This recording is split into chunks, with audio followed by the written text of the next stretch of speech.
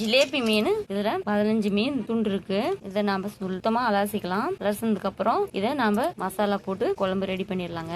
நாட்டு ஜிலேபி மீன் இப்ப நல்லா கழுவி எடுத்து வச்சிருக்கோங்க. இதுல நம்ம மஞ்சத்தூளும் உப்பும் போட்டு சுத்தமா 2 நிமிஷம் இதுல ஊற வச்சுட்டுங்க நல்லா கழுவி எடுத்து வச்சுக்கலாங்க. மசாலா அரைச்சி குழம்புக்கு ரெடி பண்ணிடலாம். எண்ணெய் வறுவலுக்கும் நம்ம யூஸ் பண்ணிக்கலாங்க. இன்னைக்கு மீன் குழம்பு ரெடி பண்ணிடலாங்க. அதற்கு ஏத்த பொருட்கள் பாருங்க. சின்ன வெங்காயம் 1/4 கிலோ வெங்காயத்துக்கு மேல இருக்குங்க. சின்ன வெங்காயத்தை நல்லா உளிச்சு கழுவி எடுத்து வச்சுக்கோங்க.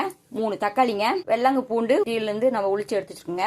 பூண்டுக்கு அப்புறம் புளிங்க, 1/2 மூடி தேங்காய், எலுமிச்சை பழம் 1, மசாலா, மஞ்சத்தூள் இதெல்லாம் நம்ம இப்ப மசாலா ரெடி பண்ணி வச்சுக்கலாங்க. ரெடி பண்ணி வச்சுட்டு மீன் குழம்பு ரெடி பண்ணிடலாங்க. கடலெண்ணெயை ஊத்திட்டு தாளிக்கிறதுக்கு ஊத்திக்கலாம். வெங்காயம் நல்லா நம்ம வணங்கினதுக்கு அப்புறம் வணங்கிடுச்சுங்க. மசாலாவை வீட்டுல நம்ம ரெடி பண்ணி வச்ச மசாலாங்க. உங்களுக்கு அளவுக்கு வேணுங்கிறதுனால ஸ்பூன்ல இதுல 4 ஸ்பூனுங்க. இப்ப நம்ம இதை நல்லா வணக்கிக்கலாம்.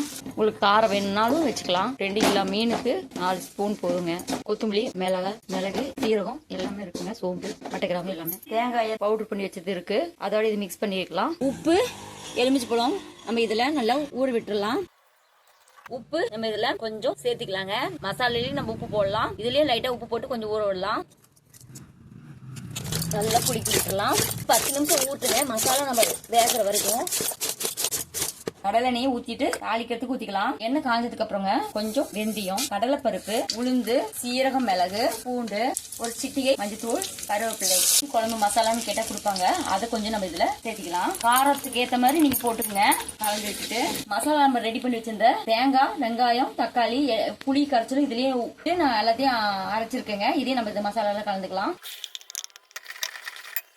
புளி கரைச்சலை நம்ம இதுல எடுத்து நான் தனியா கரைச்சி வச்சிருக்கேன். நம்ம இதுல ஊத்திக்கலாம். தேவையான அளவுக்கு நம்ம தண்ணி வச்சிடலாங்க. மசாலாலாம் நம்ம போட்டு புளி கரைச்சலும் மீனிலேயே உப்பு போட்டு நம்ம ஊற வச்சிருக்கிறோம். தேவையான அளவுக்கு நம்ம உப்பு இந்த மசாலால சேர்த்திக்கலாம். ஒரு 10 நிமிஷம் நல்லா வேகட்டுங்க. மசாலா வெந்ததுக்கு அப்புறம் மீன் போட்டு இறக்கி வச்சிடலாம். எலுமிச்சை பழம் சாரும் உப்பும் போட்டு ஊற வச்சதை நம்ம இப்ப போட்டுக்கலாம். ஒரு 10 நிமிஷம் நம்ம இதுல வேக விடலாங்க. மீன் ரொம்ப நேரமும் விடக்கூடாது. 10 நிமிஷம் தான். ஜிலேபிங்கிறதுனா பார்த்து இது பண்ணுங்க. இல்லைன்னா உடையாம பாத்துக்கணும். 10 நிமிஷம் ஆயிடுச்சுங்க. குழம்பு ரெடி ஆயிடுச்சு. பரிமாறலாம் சாப்பிடறதுக்கு. வாங்க சாப்பிடலாம். நாட்டு மீன் குழம்பு ரெடிங்க. சுட சுட மீன் குழம்பு ரெடிங்க. வாங்க சாப்பிடலாம்.